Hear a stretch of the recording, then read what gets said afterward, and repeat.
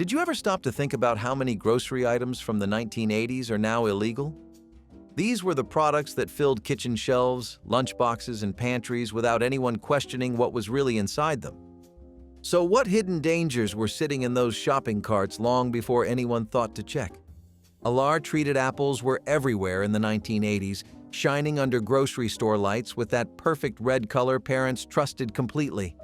Farmers sprayed Alar onto orchards because it kept apples looking beautiful longer, prevented them from falling too early, and made the fruit appear fresh on store shelves for weeks. Families bought them by the bag, slicing them into lunchboxes, baking them into pies, and handing them to children as the healthiest snack imaginable. Schools served them in cafeterias, and parents felt proud offering something wholesome instead of processed treats.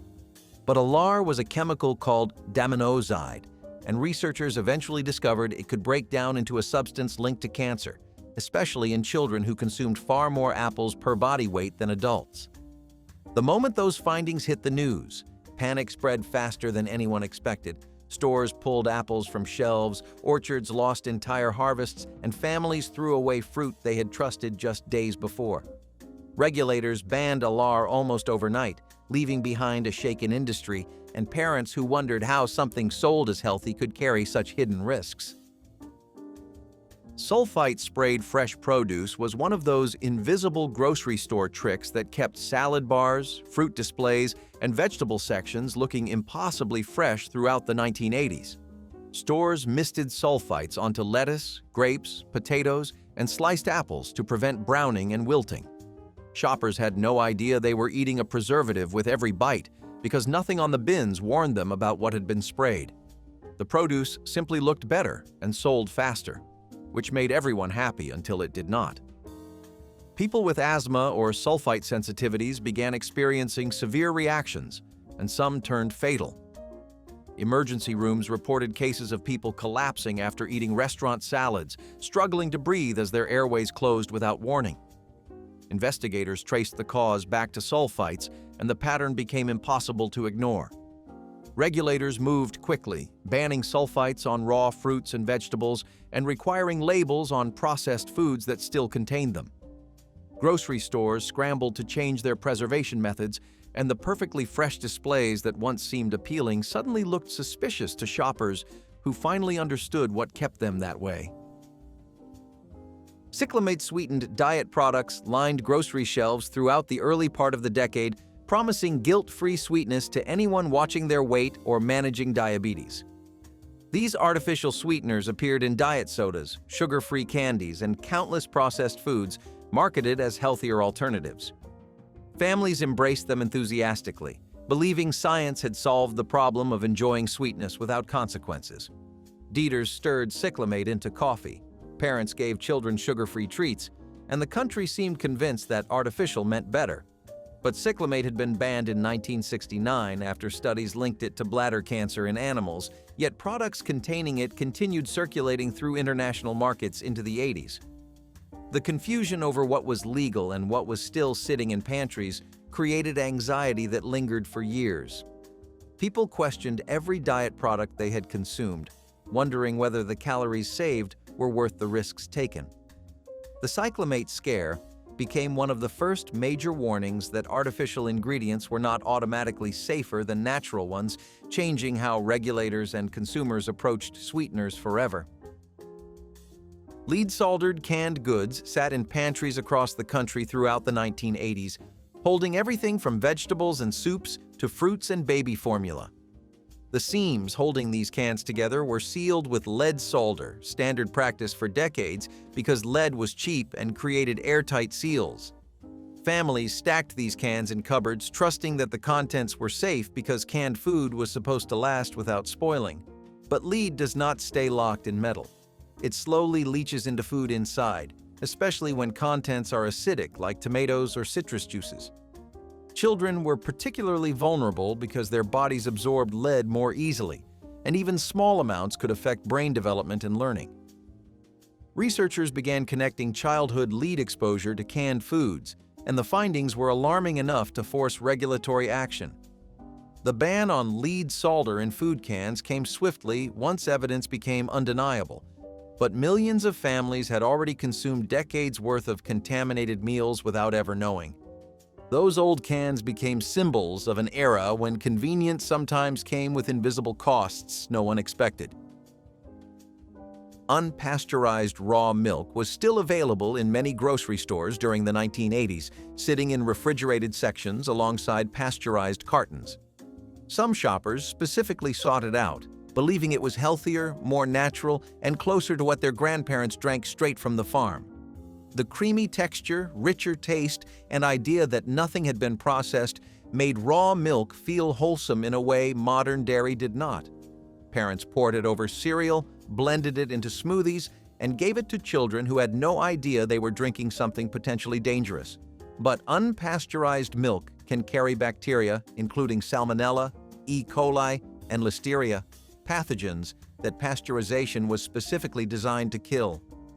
Outbreaks traced back to raw milk sickened families across the country, and some cases turned severe or even fatal. Regulators responded by tightening restrictions until raw milk became illegal in most grocery stores nationwide. Today, finding it requires visiting farms directly or navigating complex state laws. A far cry from when it sat casually on refrigerator shelves waiting for anyone to take it home. Brominated vegetable oil was quietly mixed into citrus-flavored sodas throughout the 1980s, keeping fruity flavoring evenly distributed instead of floating to the top. Families cracked open cans of orange, lemon lime, and grapefruit sodas without any idea that the same chemical used in flame retardants was swirling in their drinks.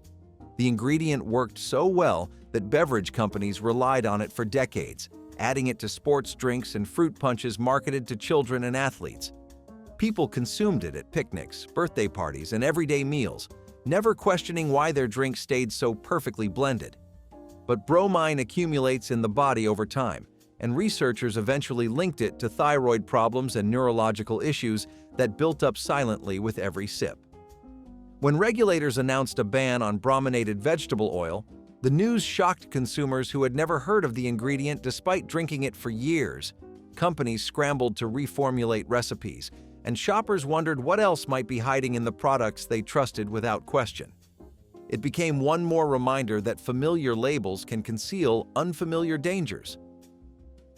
Chlorofluorocarbon cooking sprays were kitchen staples throughout the 1980s, making it easy to coat pans and grease baking sheets with just a quick press of a nozzle.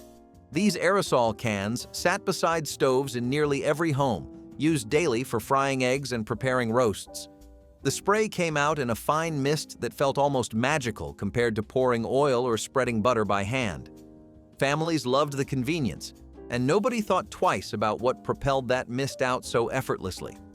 But chlorofluorocarbons, the gases that made aerosol sprays work, were silently drifting upward and destroying the ozone layer that protects the planet from harmful radiation. Scientists discovered the damage and raised alarms that eventually reached policymakers worldwide. The ban on chlorofluorocarbons came as part of international agreements to protect the atmosphere, and cooking sprays were forced to switch to different propellants. Shoppers barely noticed the change in their kitchens, but the shift marked one of the first times a common grocery product was pulled for environmental reasons rather than direct health concerns, a reminder that what we spray indoors can affect the entire world. High nitrite processed meats were lunchbox favorites throughout the 1980s, filling sandwiches and sizzling on breakfast plates without anyone worrying about what kept them so pink. Hot dogs, bacon, deli ham, and bologna relied on sodium nitrite to maintain color, extend shelf life, and prevent dangerous bacteria. Parents packed these meats into school lunches, believing they provided protein and convenience in one neat package. Families consumed them at barbecues, ball games, and weeknight dinners without hesitation. But nitrites can transform into nitrosamines during cooking or digestion, and researchers linked these compounds to increased cancer risks in the digestive system. The more processed meat people ate, the higher their exposure became, and children who grew up on daily servings absorbed more than anyone realized. Regulators eventually stepped in with strict limits on how much nitrite manufacturers could add, forcing companies to reformulate recipes. The hot dogs and bacon of today contain far less preservative than their 80s counterparts, but the memory of those heavily preserved meats lingers as a warning about trusting convenience too completely. Red dye. Number 3 candies glowed with that unmistakable cherry brightness throughout the 1980s, coloring everything from maraschino cherries to fruit snacks to holiday candies children devoured by the handful. The dye made foods look more appealing and festive, which meant manufacturers added it to anything they wanted to sell to kids. Parents bought these treats without concern because artificial colors seemed harmless compared to the sugars everyone worried about instead. Halloween bags, Easter baskets, and birthday favors overflowed with red-dyed candies that stained tongues and fingers bright crimson.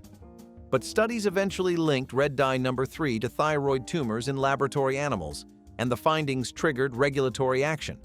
The dye was banned from cosmetics and drugs, though it remained technically legal in some foods under complicated rules that confused consumers. The restrictions created a strange situation where the same dye could color candy, but not lipstick, raising questions about consistency and safety.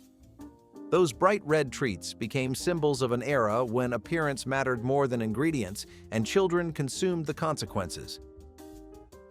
Potassium bromate bread was a bakery staple throughout the 1980s, helping commercial loaves rise higher, hold their shape, and develop that soft texture shoppers expected from store-bought bread. Bakers added this dough conditioner because it strengthened gluten and improved results in ways that made industrial baking faster and more profitable. Families bought these loaves for sandwiches, toast, and dinner rolls without noticing the ingredient buried in packaging labels. The bread looked normal, tasted normal, and seemed like what everyone had always eaten. But potassium bromate was eventually classified as a possible human carcinogen after studies linked it to kidney tumors and thyroid damage. Countries around the world began banning it from food production, removing it from bakeries across Europe, Canada, and Asia.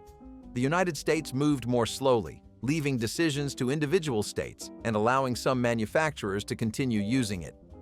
Today, shoppers who check labels can still find bromate in some products, a lingering reminder that not every country responded to the same science with the same urgency, and that loaves from decades past carried risks bakers never disclosed. Treated beef-filled meat counters throughout the 1980s, coming from cattle that had been injected with diethyl stilbestrol to make them grow faster and produce more meat per animal. Ranchers loved the hormone because it meant bigger profits in less time, and grocery stores sold the beef without any labels warning customers what had been pumped into the animals they were eating. Families grilled steaks, roasted roasts, and fried hamburgers completely unaware that a synthetic estrogen was woven into every bite. The meat looked normal, tasted normal, and cost less than it might have otherwise, which made everyone happy until the truth surfaced. DES had already been linked to serious health problems in humans, including rare cancers in the daughters of women who had taken it during pregnancy.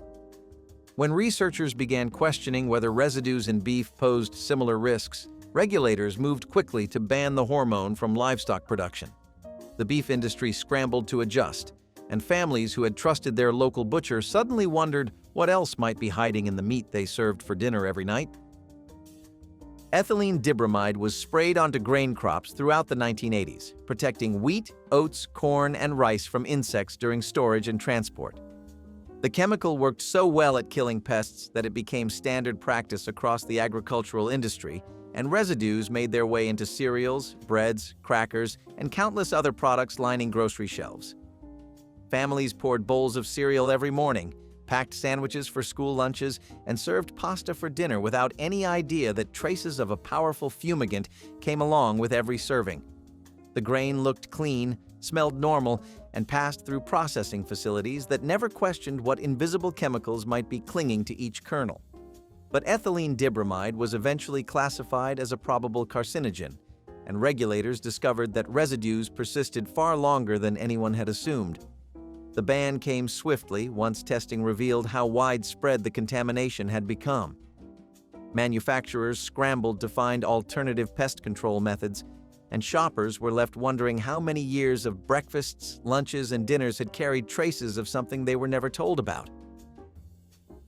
Trans-fat margarine sticks were kitchen staples throughout the 1980s, sitting in refrigerators beside butter as the supposedly healthier alternative that doctors and advertisers promoted relentlessly. Families spread it on toast, melted it into baked goods, and used it for frying because everyone believed that vegetable-based fats were better for hearts than animal fats could ever be. The margarine held its shape perfectly, lasted longer than butter, and cost less at the checkout counter, which made it feel like a smart choice for budget-conscious households. Parents felt virtuous choosing margarine over butter, convinced they were protecting their families from cholesterol and heart disease. But trans fats, created through partial hydrogenation, turned out to be far worse than the saturated fats they replaced. Research eventually linked them to increased heart disease, stroke risk, and dangerous cholesterol imbalances that accumulated silently over years of daily use. When regulators finally banned partially hydrogenated oils from the food supply, the margarine aisle transformed almost overnight, and families realized the healthy choice they had trusted for decades was anything but. Saccharin products carried bright pink warning labels throughout the 1980s, telling consumers that the artificial sweetener had been shown to cause cancer in laboratory animals. Despite the warning, diet sodas, sugar-free gums, and tabletop sweetener packets containing saccharin remained on grocery shelves because regulators stopped short of an outright ban. Shoppers stood in checkout lines holding products that openly admitted potential danger, weighing the risks of cancer against the desire to avoid calories. Eaters continued using saccharin anyway, stirring those little pink packets into coffee and tea while trying not to think about what the labels said. Parents gave children sugar-free treats that carried the same warnings, hoping the risks were exaggerated or that small amounts would not matter. The strange limbo lasted for years, with saccharin existing in a gray zone between safety and prohibition. Eventually, further research cast doubt on whether the animal studies applied to humans, and the warning labels were quietly removed. But for an entire generation, saccharin represented the unsettling reality that grocery stores could sell products openly labeled as potentially carcinogenic. Chloramphenicol-contaminated imported shrimp arrived in American grocery stores throughout the 1980s, carrying residues of an antibiotic that had been used in overseas aquaculture farms to keep shrimp healthy during crowded farming conditions. Shoppers bought bags of frozen shrimp for cocktails, stir-fries, and pasta dishes without any indication that the seafood contained traces of a drug banned from food animals in the United States. The shrimp looked pink and fresh, smelled like the ocean, and cost less than domestic options, which made imported varieties increasingly popular. Families served shrimp at dinner parties, holiday gatherings, and weeknight meals, never suspecting what invisible residues might be lurking inside. But chloramphenicol can cause aplastic anemia, a rare and potentially fatal blood disorder that develops unpredictably even from small exposures. When inspectors began testing imported seafood and discovered widespread contamination, regulators cracked down hard on shipments from affected countries. The discoveries shook consumer confidence in imported seafood and revealed how little oversight existed for products crossing international borders on their way to American dinner tables. High DDT residue produce was still making its way into grocery stores during the early 1980s, carrying traces of a pesticide that had been sprayed on crops for decades before anyone understood its dangers. DDT had been the miracle chemical of post-war agriculture, killing insects so effectively that farmers drenched orchards, vegetable fields, and grain crops without hesitation. Families bought apples, lettuce, tomatoes, and strawberries that glistened under store lights, never imagining that invisible residues clung to every surface. People washed their produce casually, if at all, believing that anything sold in a grocery store must be safe to eat. But DDT accumulated in body fat, built up over time, and passed from mothers to children through breast milk in concentrations no one had predicted. Researchers linked it to cancer, reproductive problems, and environmental devastation that rippled through ecosystems worldwide. The ban on DDT came gradually, but residues persisted in soil and water for years afterward. Families who had trusted their weekly produce haul were left wondering how many invisible chemicals they had consumed before anyone thought to check. Azodicarbonamide was mixed into commercial bread dough throughout the 1980s, helping loaves rise faster, stay softer, and maintain that pillowy texture consumers expected from store-bought bread. Bakers loved it because it made industrial production more efficient, and shoppers never noticed the chemical buried in ingredient lists on plastic wrappers. Families bought sandwich bread, hamburger buns, and dinner rolls without questioning what made them so uniformly perfect. The additive worked quietly behind the scenes, improving texture while remaining invisible to anyone eating the final product. But azodicarbonamide breaks down during baking into compounds that raised health concerns among researchers studying food additives. Countries across Europe and Australia banned it entirely, while the United States continued allowing its use under certain conditions. The disparity highlighted how different nations evaluated the same evidence and reached opposite conclusions about what belonged in food. Today, shoppers who read labels carefully can still find it in some American bread products, a reminder that grocery aisles contain ingredients other countries decided were not worth the risk. BHA preserved breakfast cereals lined grocery shelves throughout the 1980s, staying fresh for months thanks to butylated hydroxyanisole mixed into formulas to prevent fats from going rancid. Families poured bowls of colorful cereal every morning, trusting that anything marketed to children must be safe for daily consumption. The preservative kept cereal crispy, prevented stale flavors, and extended shelf life in ways that made both manufacturers and shoppers happy.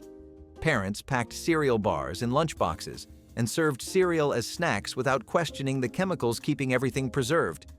But BHA was eventually classified as a possible human carcinogen after animal studies raised concerns about tumor development. Countries around the world began restricting or banning it from food products, while the United States maintained that levels used in food were safe. The split created confusion among consumers who wondered why something banned overseas remained perfectly legal at home. Those brightly colored cereal boxes became symbols of an era when preservatives mattered more than precaution, and breakfast routines carried risks no one discussed. Unregulated sodium nitrate bacon sizzled on breakfast plates throughout the 1980s, cured with preservative levels that manufacturers determined for themselves without strict federal oversight. The nitrates kept bacon pink, prevented bacterial growth, and created that distinctive cured flavor families associated with weekend mornings and holiday brunches. People fried strips by the pound, crumbled bacon into salads, and wrapped it around everything from chicken to dates without questioning what made the meat stay so preserved. Grocery stores stocked endless varieties, and families consumed bacon at rates that seem staggering by modern standards. But sodium nitrate converts into nitrosamines during high-heat cooking, compounds linked to increased cancer risks that accumulate with repeated exposure. Children who grew up eating bacon daily absorbed far more than researchers considered safe once they studied the effects. Regulators eventually imposed strict limits on nitrate levels, forcing the entire industry to reformulate recipes. The bacon of today contains carefully measured amounts, but the memory of those unregulated strips lingers as a reminder of how long it took science to catch up with breakfast. Unlabeled artificial color foods filled grocery carts throughout the 1980s, dyed with synthetic chemicals that manufacturers added freely without any requirement to warn consumers. Fruit punches glowed neon red, breakfast cereals sparkled in rainbow colors, and snack cakes gleamed with frostings that seemed too vivid to be real. Children consumed these dyes daily in quantities that added up faster than anyone tracked, and parents had no way of knowing which products contained which chemicals. The colors made foods look more appealing and more likely to end up in shopping carts pushed by families with children begging for the brightest packages. But researchers began linking artificial dyes to behavioral issues in children, including hyperactivity and attention problems that seemed to worsen with exposure. When regulators finally required labeling and some countries banned specific dyes entirely, the grocery aisle transformed into a patchwork of warnings that had not existed before. Families suddenly realized they had been feeding their children chemicals that other nations considered too risky to allow without disclosure. Safrole containing root beer was a beloved treat throughout the 1980s, flavored with sassafras root extract that gave the drink its distinctive earthy sweetness. Families bought bottles and cans without realizing that the natural flavoring came from a compound regulators had already flagged as dangerous. Children gulped down root beer floats at birthday parties, parents kept six-packs in the refrigerator for cookouts, and nobody questioned why this particular soda tasted so satisfying. The flavor felt wholesome because it came from a plant, and natural ingredients seemed safer than artificial chemicals. But Safrole had been classified as a carcinogen after animal studies linked it to liver cancer, and regulators banned it from foods and beverages entirely. Manufacturers scrambled to reformulate recipes using artificial sassafras flavoring that mimicked the original without the dangerous compound. Shoppers barely noticed the change, but the root beer of their childhood had quietly disappeared. It remains one of the stranger examples of a natural ingredient being banned while synthetic alternatives took its place on grocery shelves. High-mercury canned tuna sat in pantries across America throughout the 1980s, considered one of the healthiest and most affordable protein sources a family could buy. Parents made tuna sandwiches for school lunches, mixed tuna salad for quick dinners, and served tuna casseroles at potlucks believing they were offering something nutritious. The cans stacked easily, lasted for years, and provided protein without the cost of fresh fish. Nobody thought to question what else might be in those convenient tins. But mercury accumulates in fish that live long lives and eat other fish, and tuna carried levels that built up in human bodies with repeated consumption. Pregnant women and young children were especially vulnerable, and researchers linked high mercury exposure to developmental problems and neurological damage. When regulators finally issued warnings and set limits on acceptable levels, families were shocked to learn their pantry staple came with risks they had never been told about. The tuna aisle changed forever, with warning labels that transformed a carefree purchase into something requiring careful consideration. Diethyl pyrocarbonate was added to wines, fruit juices, and soft drinks throughout the 1980s as a cold sterilization agent that killed bacteria and extended shelf life without affecting taste. Beverage companies loved it because it allowed them to skip heat pasteurization, preserving the fresh flavors consumers preferred. Shoppers bought bottles without any indication that a chemical preservative had been added to keep their drinks from spoiling too quickly. The compound broke down quickly after doing its job, leaving no detectable residue by the time products reached store shelves. Parents poured juice for children, hosts served wine at dinner parties, and everyone assumed what they drank was pure and natural. But researchers discovered that diethyl pyrocarbonate could react with naturally occurring compounds to form urethane, classified as a probable carcinogen. When regulators banned the preservative, manufacturers had to find alternative methods for keeping products fresh. The realization that something undetectable had been lurking in everyday drinks left consumers wondering what else might be hiding in products they trusted. Recombinant bovine growth hormone milk-filled dairy cases throughout the late 1980s and beyond, coming from cows injected with synthetic hormones designed to boost milk production far beyond natural levels. Dairy farmers embraced the technology because it meant more milk from fewer cows, and grocery stores sold the product without any labels distinguishing it from conventional milk.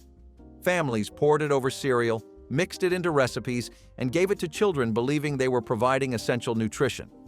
The milk looked identical, tasted identical, and cost the same as milk from untreated cows, so nobody had any reason to question what they were buying. But concerns grew about whether hormone residues affected human health, and questions emerged about the welfare of cows pushed to produce unnaturally high quantities. Consumer advocacy groups demanded labeling, and several countries banned the hormone entirely.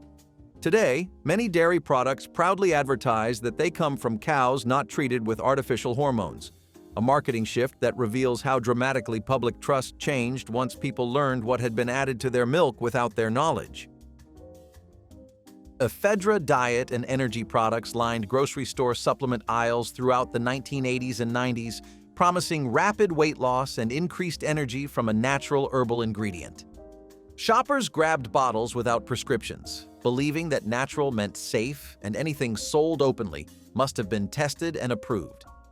Eaters took double doses hoping for faster results. Athletes used it for performance enhancement, and teenagers bought it for energy without understanding the risks. The products flew off shelves because they actually worked, suppressing appetite and boosting metabolism in ways that felt almost miraculous. But Ephedra stimulated the cardiovascular system in dangerous ways, and reports of heart attacks, strokes, and sudden deaths began accumulating faster than regulators could process them. Young, healthy people collapsed after taking recommended doses, and the pattern became impossible to ignore. When the ban finally came, it arrived with documented tragedies that transformed a popular supplement into a cautionary tale about trusting products simply because they appeared on store shelves. Cyclamate artificial sweetener was the dream of every dieter in the 1950s. It promised sweetness without sugar, indulgence without guilt. Early advertisements called it a scientific miracle, the modern answer to cravings. It found its way into sodas, desserts, and even chewing gum. People felt like they were living in the future, where chemistry could fix every flaw of human appetite. Cafes and soda fountains served slim milkshakes, and homemakers stocked their shelves with low-calorie cake mixes, thinking science had finally conquered temptation. But the sweetness came with a bitter aftertaste of trust misplaced. People loved it, especially diabetics who finally had a way to enjoy sweet things again. But by 1969, everything changed. Studies on lab rats linked cyclamate to cancer, and the Food and Drug Administration banned it almost overnight. For a product that had been called the future of flavor, it was a shocking end. The shelves emptied and the world went back to sugar, realizing that sometimes science can promise too much too soon. The ban became one of the earliest examples of America learning that not every innovation is safe, no matter how sweet it seems. Back in the 1970s, asbestos was the miracle material nobody questioned. It was fireproof, heat-proof, durable, and completely packed into everyday items like ironing board pads. If you were ironing your Sunday best or pressing collars for school, chances are you were standing over a big square of asbestos without even knowing it. The logic back then was that if something could handle heat, it was good. And asbestos? It could handle just about anything, except your lungs. That stuff did not just stay in the pad. It crumbled, it flaked, it floated right up into the air and got breathed in over and over again. Still, no one thought twice. Moms would lean over the ironing board, kids running around, windows shut, and steam rising up like a sauna of danger. It was not until years later that we figured out those innocent little chores came with a free side of cancer risk. And speaking of leaving kids in questionable situations, sometimes they were not in the house at all. Sometimes they were left in the car, alone, with the windows rolled up. Spray-on snow was a holiday must-have in the 1960s, a seasonal delight that turned every window into a frosted wonderland. Just shake the can, press the nozzle, and watch as fluffy white patterns appeared across the glass. It was festive, easy to use, and absolutely everywhere. The catch? That soft, pretty snow was often laced with lead-based pigment. Yep, neurotoxins right in the living room. Kids would draw smiley faces and snowflakes, breathing in fumes and getting it on their fingers before heading back to sip cocoa. Parents sprayed entire windows from top to bottom, unaware that every jolly doodle came with a microscopic health warning. When the holidays were over, wiping it off meant smearing fine white dust all over the furniture, and sometimes even using dry cloths that kicked it up into the air again. It stuck to glass, to hands, and to memories. Photos from the era show smiling kids standing in front of the stuff, glowing with seasonal pride and unknowingly inhaling trace amounts of heavy metals. Eventually, safer versions appeared on the market, but for a while, decorating windows was more toxic than tinsel. And if the snow spray didn't get you, the bed you fell asleep on might, because some kids literally snoozed on pillows filled with flammable fluff. Max Headroom was supposed to be the future, a computer-generated, sarcastic television host who stuttered stylishly and wore sunglasses at night. He was the face of a dystopian digital world, equal parts cyberpunk icon and artificial intelligence with an attitude.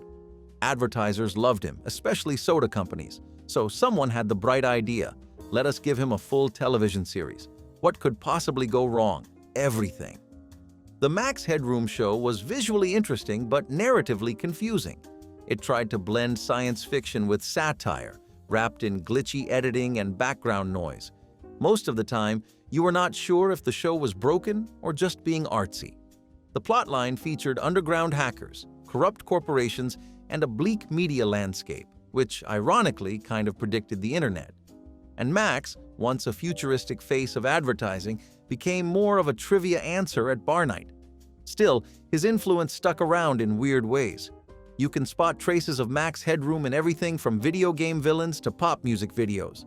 And if you thought that was sensory overload, wait until we talk about the time theaters tried to make movies smell like real life. Coca-Cola with real coca extract was one of those open secrets everyone knew but no one mentioned. The original formula, created decades earlier, contained trace amounts of coca leaf, the same plant used to make cocaine. By the 1950s, the company claimed to have removed it, but in some rural bottling plants, the old recipe still found its way into production. It gave the soda a unique kick, a kind of energy that people swore by. No one called it addiction back then. They just said it helped them get through the day. Coca-Cola was more than a drink. It was America's tonic, its pick-me-up, its symbol of modern energy. But once the truth became impossible to ignore, Coca-Cola quietly changed its process for good. What was left was still iconic, but a little less wild, a little more safe. It's funny to think that one of the most innocent brands in American history was once powered by something so forbidden. Electric slimming belts were the miracle fitness gadget of the 1980s, or so the ads claimed. Wrap it around your waist, plug it in, flip the switch, and prepare to get electrocuted into peak physical form. These belts sent pulsing electric shocks into your abdomen under the promise of stimulating muscles and burning fat. What they really did? Cause skin burns, fainting spells, and enough emergency room visits to make the Food and Drug Administration step in. They buzzed, jolted, and sometimes sparked, especially if you were sweaty, which the instruction manual encouraged. You'd lie there, twitching like a frog in biology class, convinced the pain meant it was working. These devices became so notorious that many were banned or pulled from shelves by the late 1980s. Today's fitness tech might still overpromise, but at least it doesn't literally jolt you awake. Unless you miss the 1980s, in which case, wait until you see what they handed to kids in the toy aisle next. A survival knife inspired by Rambo. Because what could go wrong? Aurora slot cars were a must-have for every young speedster in the 1960s. The bright colors, snappy bodies, and twisting plastic tracks brought the thrill of racing right into the basement. You'd plug in the controller, slam the trigger, and watch your tiny car whip around the corners like it was chasing the Indy 500. But that thrill came with some unintended side effects. The motors inside those early models ran hot. Too hot. After a few laps, some would overheat and melt the chassis, leaving a smoking puddle where your prized vehicle once sat. Others sparked at random, shooting little arcs of electricity that looked cool, until they scorched your hand. And since the cars were often left plugged in for hours, the plastic casings warped, cracked, or fused with the tracks. Some even caught fire. Parents started noticing the smell first, that sharp, burnt plastic scent that lingered like a warning. Eventually, complaints piled up and multiple models were recalled. But for kids, those slot cars were irresistible. Speed came first, safety came second, or not at all. And if melting race cars weren't shocking enough, just wait until you remember what dads used to do on the roof with a metal rod during a thunderstorm. In the 1950s, DDT was a household name for all the wrong reasons. Farmers, grocers, and even homemakers believed it was a miracle, a chemical that could protect crops from pests and keep fruits looking fresh for weeks. Produce was sprayed, dusted, and even rinsed in it before hitting grocery shelves. Apples gleamed brighter, tomatoes stayed red longer, and no one questioned it. You could not see the danger, and that made it easy to ignore. Decades later, scientists discovered that DDT was more than just a pesticide. It was a poison that lingered in soil, water, and even human tissue. It killed insects, yes, but it also harmed birds, fish, and people. The chemical built up in the environment until its effects could not be denied. The once fresh produce of the 1950s became a warning from history. What we cannot see can still hurt us. When DDT was banned, it marked a turning point in how America thought about safety, trust, and the true cost of convenience. Home hair dryers in the 1960s looked like they came straight from a beauty salon, but without any of the safety checks. These early models had bulky hoods or handheld nozzles, often with thick cords that frayed faster than a worn shoelace. You'd plug them into the wall, perch near the bathroom sink, and hope for the best. No ground wires, no insulation.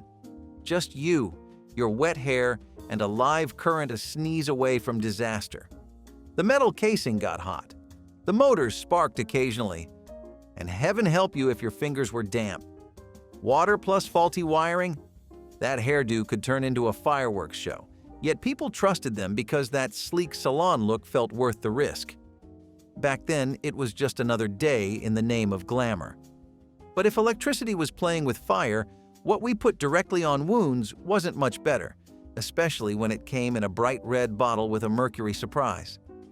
Imagine a time when the centerpiece of every living room was a bulky, boxy behemoth, the CRT TV. Coming into prominence in the 1950s, this technological marvel turned the humble living room into a bustling family theater. Picture the excitement as families gathered around to watch the moon landing or the latest episode of I Love Lucy. Despite its hefty frame, the CRT TV was the window to the world until the sleek and slender flat screens of the early 2000s gently nudged it into the annals of history. Yet, ask any vintage video game enthusiast, and they'll wax poetic about the unmatched charm of playing on a CRT. Before streaming in HD, the CRT TV was the family's bond, the newsbringer, and the entertainer, all rolled into one. Tinned fish packed in PCB-laced oil was once considered a healthy, protein-rich option for busy families. Tuna, sardines, and anchovies sat neatly in shiny metal tins, waiting to become quick lunches or midnight snacks. The oil inside kept them moist and flavorful, but it also carried a hidden poison. At the time, convenience was king, and no one thought to question what made those tins last so long on the shelf. Housewives trusted the packaging, the labels, and the smiling faces in the ads that promised ocean-fresh flavor. The irony was cruel. In trying to make food safer from spoilage, manufacturers had filled it with something far worse. Polychlorinated biphenyls, or PCBs, were used in industrial lubricants and electrical equipment. Somehow, they found their way into the oils used for food preservation, contaminating entire batches of canned fish. PCBs did not break down easily. They accumulated in the body, linked to cancers and reproductive harm. At the time, no one had a clue that a simple tuna sandwich could contain a chemical cousin of motor oil. When the scandal finally broke, it rocked the seafood industry and reshaped how food safety was monitored. Factories were overhauled, regulations tightened, and faith in clean eating took a heavy blow. The sea that had fed generations now carried a warning label of its own. Chemistry sets in the 1960s were less about learning formulas and more about dodging danger with every experiment. These kits came with powders, acids, glass tubes, and, wait for it, alcohol burners. Real ones. You'd light a flame with a match, pour flammable liquids into little dishes, and watch as something fizzed, foamed, or went up in smoke. It was thrilling, chaotic, and completely normal. Instructions were vague at best, and safety gear optional at most. Kids could melt plastic, set fire to paper, or accidentally discover the smell of burnt eyebrows.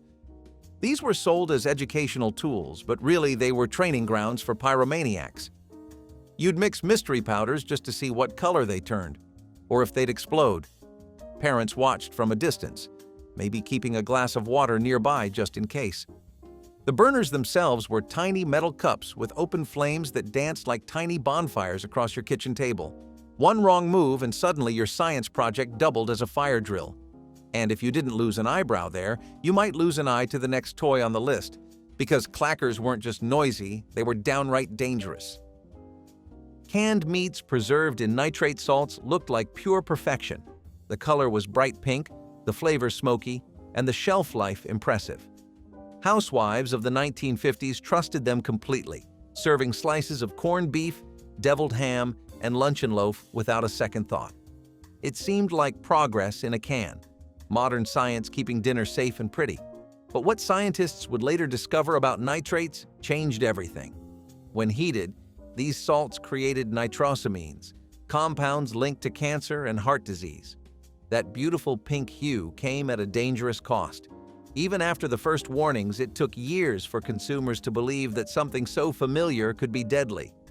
People argued it was overblown, calling it just another scare. But soon, the facts became impossible to ignore.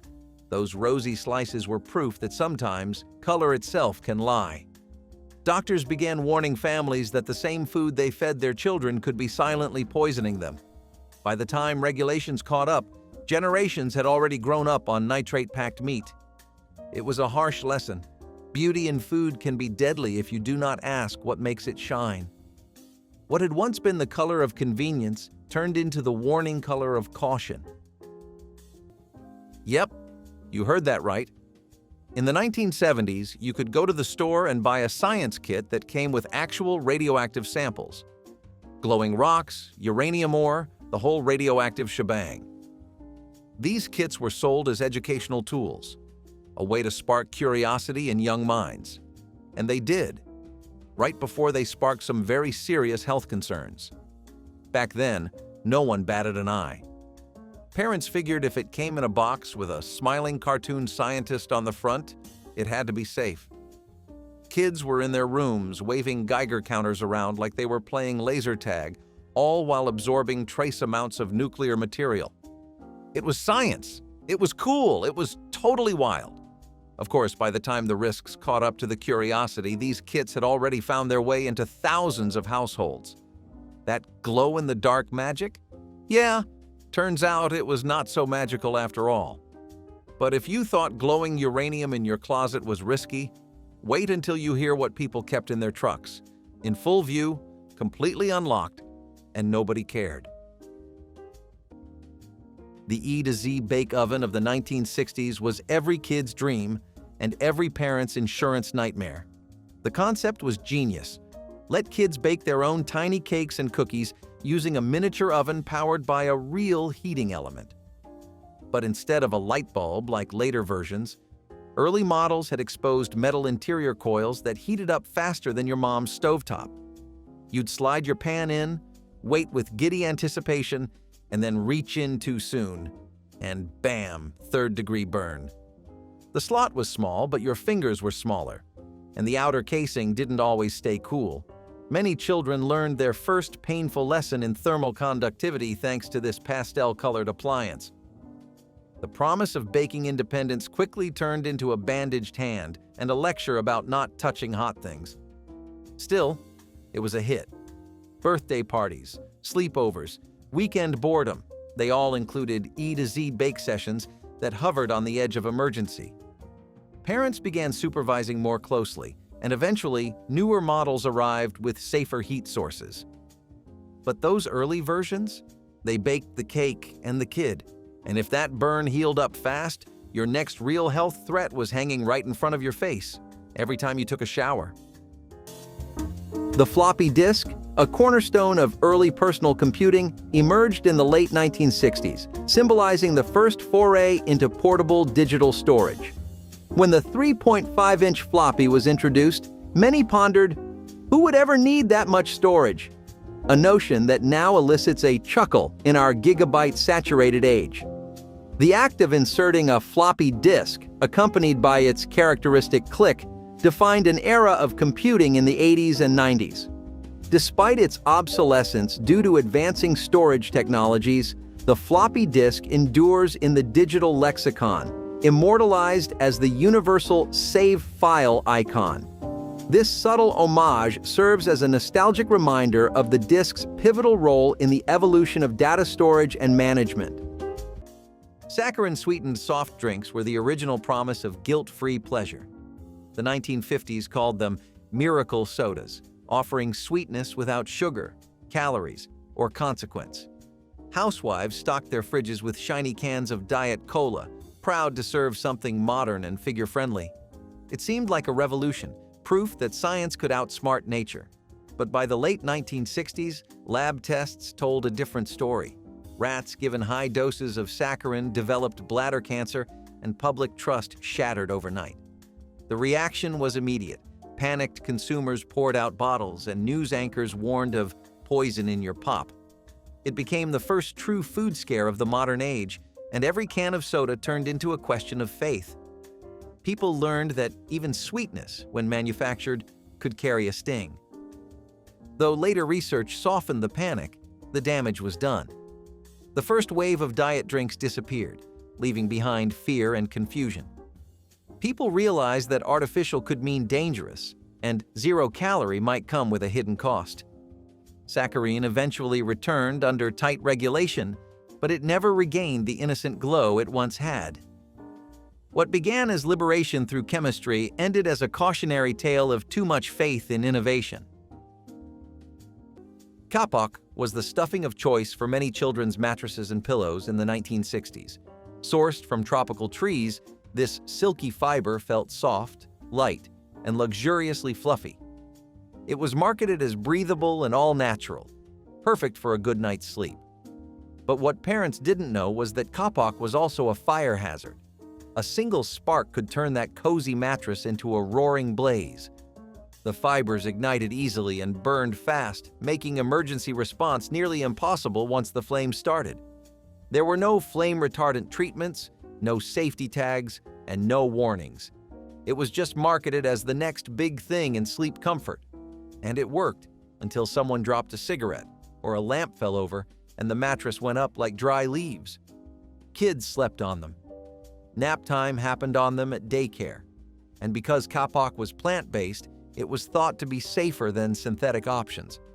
Ironically, it was far worse. It packed tighter than cotton, creating airflow dead zones that fanned flames instead of stopping them. Regulations finally caught up and banned the material in children's products, but not before plenty of mattresses went up in smoke. And speaking of hot messes, let's talk about a toy that was meant to race but was better at melting into your carpet. Ah yes, Sinclair's home chemistry lab sets. Nothing says wholesome childhood fun like handing 10-year-olds real acids, flammable powders, and the ability to create small explosions in the garage.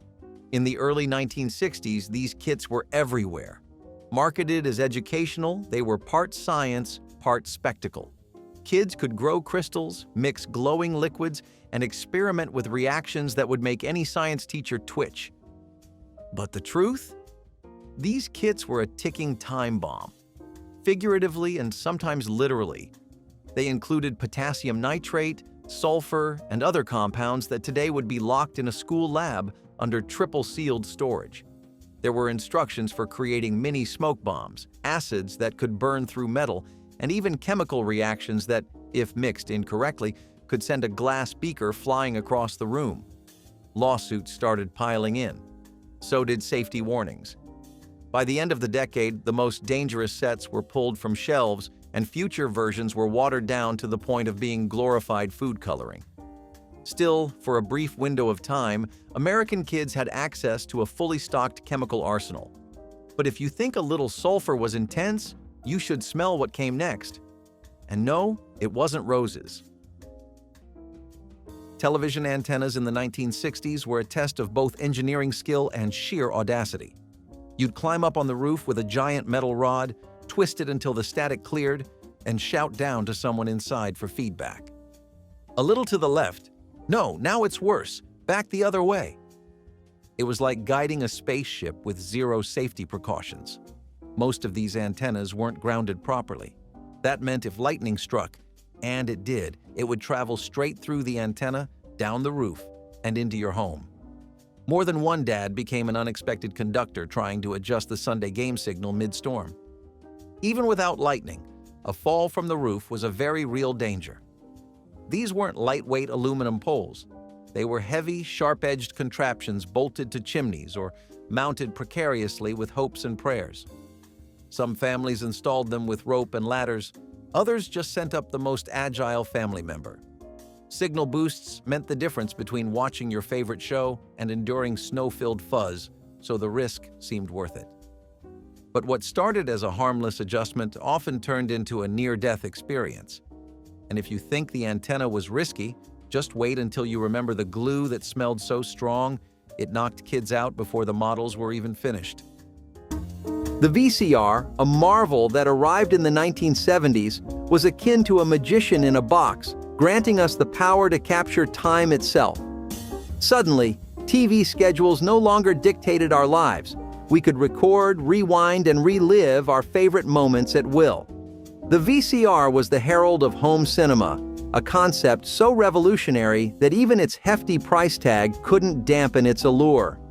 It's a testament to its impact that phrases like "be kind, rewind" are etched in the collective memory of a generation.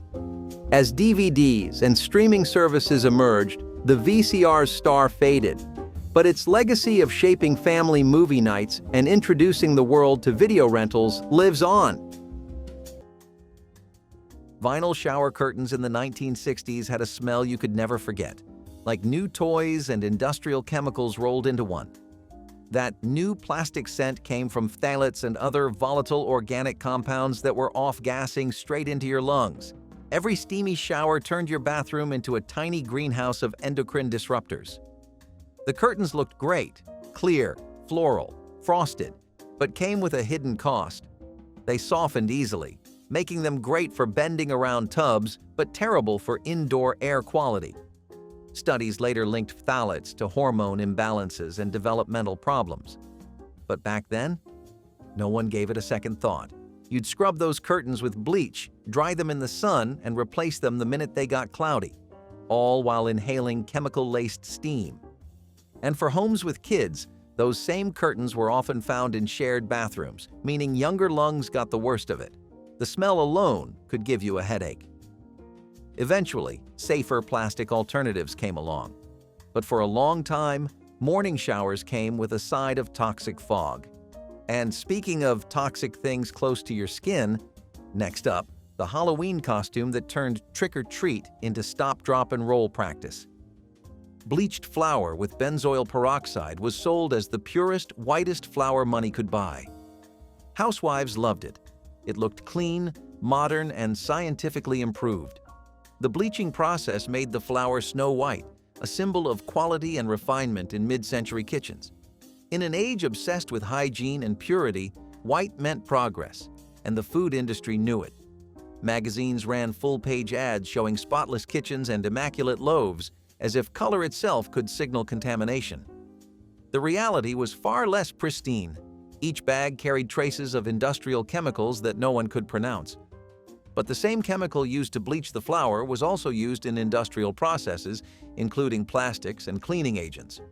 Over time, scientists found that benzoyl peroxide left behind chemical residues that affected digestion and possibly the nervous system. The flour looked perfect but carried unseen consequences. Bakers noticed something too. The bread made with it tasted flat, lifeless, and oddly sterile. By the time regulators banned the practice, America had learned another hard truth. Food does not need to look perfect to be good. Natural color, once seen as old-fashioned, became a mark of authenticity. The ghost white loaves of the 1950s gave way to the golden brown of something real again. The typewriter, with its rhythmic tap-tap and the ceremonial ding at the end of a line, was the soul of written communication.